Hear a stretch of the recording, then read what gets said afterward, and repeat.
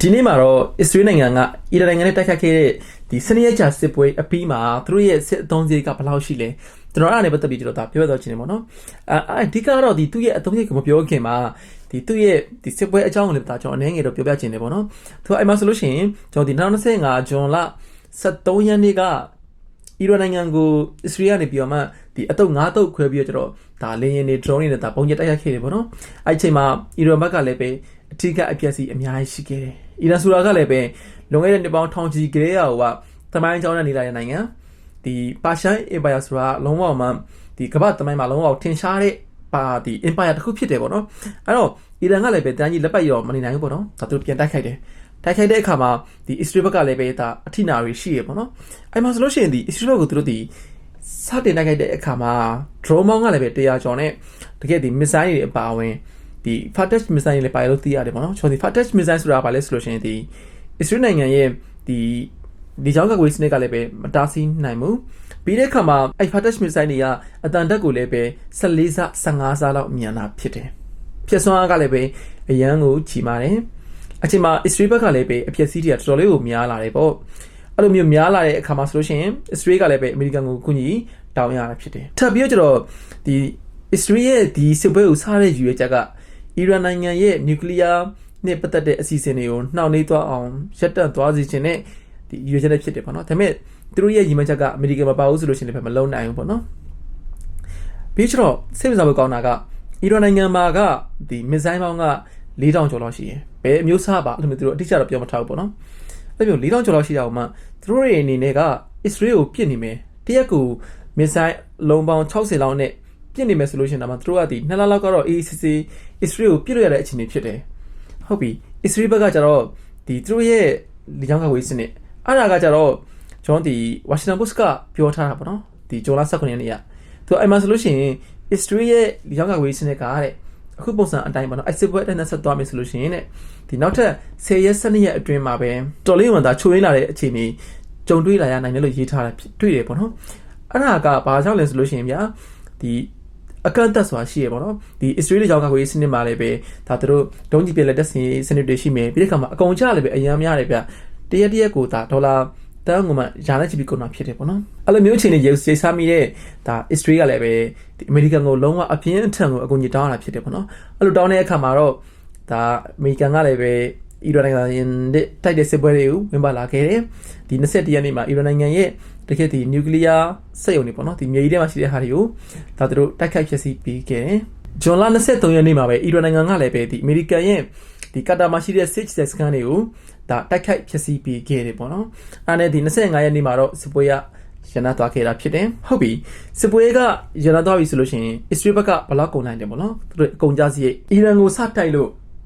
ဥဆုံးပထမရက်တဲ့ဘက်9ရက်အတွင်းမှာတွင်ကိုပဲဒီအစ္စရေးရဲ့ကုန်ကြစရိတ်ကအမေရိကန်ဒေါ်လာ9ဘီလီယံတန်9000ကုန်ကြတယ်တဲ့သူကတရက်ကိုအဲတုန်းကလည်းပဲသူ့ရဲ့ပြန်မြကုန်ကြစရိတ်က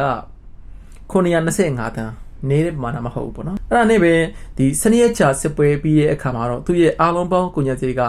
ဒေါ်လာ12ဘီလီယံလောက်အထိကိုမှဒါကုန်ကြတယ်ဆိုပြီးသိရတယ်ပေါ့နော်တကယ်လို့မြန်အီရန်ကတိုက်ခိုက်ခဲ့တဲ့အဖြစ်အစည်းတွေပါထည့်ပေါင်းမယ်ဆိုလို့ရှိရင်တော့သူ့ရဲ့ကုန်ကြစရိတ်ကဒါ20ဘီလီယံလောက်အထိကိုပဲဒါရောင်းနိုင်နေဆိုပြီးသိရတယ်ပေါ့နော်ပြီးတဲ့အခါမှာအစ္စရေးဆိုတာကဒီတစ်နှစ်မှာ12လရှိရဆိုလို့ရှိရင်သူတို့က12လလုံးစစ်ဖြစ်နေရတဲ့နိုင်ငံလို့ပဲဆိုရမယ်ပေါ့နော်ဒီ2023ကစခဲ့တဲ့ Hamas နဲ့ဖြစ်နေတဲ့စစ်ပွဲအဲ့စစ်ပွဲအတွက်ဒါကုန်ကြစရိတ်ကလည်းပဲဒီအစ္စရေးရဲ့ဘဏ်ရနေပြီးဒါပြောထားတာဆိုလို့ရှိရင်56ဘီလီယံနီးပါးအထိရှိတယ်ဒါဒီ56ဘီလီယံဆိုတာကအစ္စရေးနိုင်ငံရဲ့ GDP ကုန်ထုတ်လုပ်မှုနှုန်းရဲ့ဒါ10%ကျော်လောက်ထိကိုမှရှိတာဖြစ်တယ်ပြီးတဲ့အခါမှာဒီ2024ထဲမှာဆိုလို့ရှိရင်လည်းပဲဒီအစ္စရေးအနေနဲ့က Hezbollah နဲ့စစ်ဖြစ်ခဲ့တယ်Hezbollah နဲ့ဖြစ်တော့ကလည်းပဲသူတို့ရဲ့ကုန်ကြစရိတ်ကဒီ7ဘီလီယံနီးပါးအထိကိုကုန်ကြခဲ့တယ်ပေါ့နော်ဒါကြောင့်မလို့အစ္စရေးကဒီစစ်အသုံးစရိတ်တော့ကမှတော်တော်လေးကိုမှကုန်ကြထားတဲ့နိုင်ငံဖြစ်တယ်ပေါ့နော်တကယ်လို့မြန်ဒီအီရန်နဲ့ဒါစစ်ပွဲကိုအကြာကြီးဆက်ပြီးတိုက်နေမယ်ဆိုလို့ရှိရင်လာနေချီပြီးတိုက်နေမယ်ဆိုလို့ရှိရင်တေချာပေါက်ဒီအစ္စရေးနိုင်ငံရဲ့ဘဏ္ဍာရေးပိုင်းကလည်းပဲဒါတော်တော်လေးကိုမှထိခိုက်သွားမယ့်အခြေအနေရှိတယ်ပေါ့နော်အဲကျွန်တော်အစ္စရေးဘက်ကလည်းပဲဒါအပြည့်ရက်တဲ့ဆိုတာကိုလက်ခံဖို့ဆိုတာကဒါခက်ခဲတဲ့အခြေအနေတော့မဟုတ်ဘူးပေါ့နော်အဲ့ဒါကတော့ဒါအစ္စရေးရဲ့ဘက်ကပေါ့နော်နောက်အီရန်ရဲ့ဘက်ကိုသွားကြည့်ကြအောင်အီရန်ဘက်ကိုကြည့်မယ်ဆိုလို့ရှိရင်ကြတော့ဟုတ်ပြီအစ္စရေးကသူ့ကိုတိုက်ခိုက်တယ်ဆိုတာကသူ့ရဲ့နျူကလ িয়ার အစီအစဉ်တွေကိုဖျက်သိမ်းခြင်းလို့ဖျက်သိမ်းစေခြင်းလို့နှောင့်နှေးကြံ့ကြာစေခြင်းလို့အမေရိကန်ကလည်းပဲသူ့ကိုလာတိုက်ခိုက်တဲ့ဆိုတာကတူပဲအစ္စရေးနဲ့ယူမချက်တူတယ်သူရဲ့ဒီနျူကလ িয়ার စီမံကိန်းတွေကိုဖျက်ဆီးနှောင့်နှေးကြံ့ကြာစေခြင်းလို့ပြီးတဲ့အခါမှာသူ့ရဲ့ခေါင်းဆောင်ပိုင်းကိုလည်းပဲဒါအပြောင်းလဲလုပ်စေခြင်းလို့လာတိုက်ခိုက်တာဖြစ်တယ်ဒါပေမဲ့တကယ်တိုက်ခိုက်တဲ့အခါမှာလည်းပဲဒီအီရန်နိုင်ငံအနေနဲ့ကအစ္စရေးရောတကယ်ကမ္ဘာပေါ်မှာအင်အားအကြီးဆုံးလို့ဆိုတဲ့ဒီအမေရိကန်နဲ့ပါရှင်ပြကြော်တိုက်ခိုက်ရတဲ့အနေအထားဖြစ်သွားတယ်ပေါ့နော်အဲ့လိုမျိုးကမ္ဘာအင်အားအကြီးဆုံးနိုင်ငံနဲ့ရှင်ပြကြော်တိုက်တာတော့မှဒီအီရန်အနေနဲ့သူတို့ရဲ့ရည်မှန်းချက်တွေကိုအကောင့်ထွေဖော်ခွင့်မပေးခဲ့ဘူးဒါသူရှင်ပြကြော်တိုက်ခိုက်နိုင်ခဲ့တဲ့ဆိုတဲ့အနေအထားကိုရောက်သွားတယ်ပေါ့နော်အီရန်နိုင်ငံရဲ့နျူကလ িয়ার နဲ့ပတ်သက်တဲ့အပိုင်းပါဆိုလို့ရှိရင်လည်းပဲသူတို့ကိုဒီကြီးမားတဲ့အကျိုးတရားမှုပေးတယ်ဆိုပေမဲ့တကယ်အဓိကကျတဲ့အစိပ်ပိုင်းတွေကိုတော့ဒါအဖြတ်စည်းမခံခဲ့ရဘူးဆိုပြီးကျွန်တော်ဒါအီရန်ဘက်ကလည်းပြောတယ်ပြီးတဲ့အခါမှာအမေရိကန်ရဲ့ဒီလျှို့ဝှက်ထောက်လှမ်းရေးအဖွဲ့အစည်းကလည်းပဲ agency ကလည်းပဲဒါအီရန်အနေနဲ့တကယ်ကြိုးစားမယ်ဆိုလို့ရှိရင်နှစ်ဝက်လောက်မှတင်ပဲဒါသူ့ရဲ့ဒီနျူကလ িয়ার ကို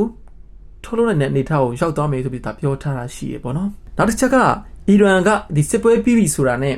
ဒီ IAEA ပေါ့နော်ကျွန်တော်ဒီကမ္ဘာနျူကလ িয়ার နဲ့ပတ်သက်လို့ရှိရင်ဒါထင်မြုပ်တာတွေစစ်စရိုက်လုပ်တဲ့အဖွဲ့အစည်းပေါ့နော်အဲ့အဖွဲ့အစည်းကနေပြီးတော့ကျွန်တော်လည်းဒါသူထွက်လိုက်ပြီပေါ့နော်ပြီးတဲ့အခါမှာတရုတ်နဲ့ရုရှားကလည်းပဲဒီအီရန်နိုင်ငံကိုနျူကလ িয়ার နဲ့ပတ်သက်ပြီးတော့အထောက်အပံ့တွေပေးမယ်ဆိုပြီးတော့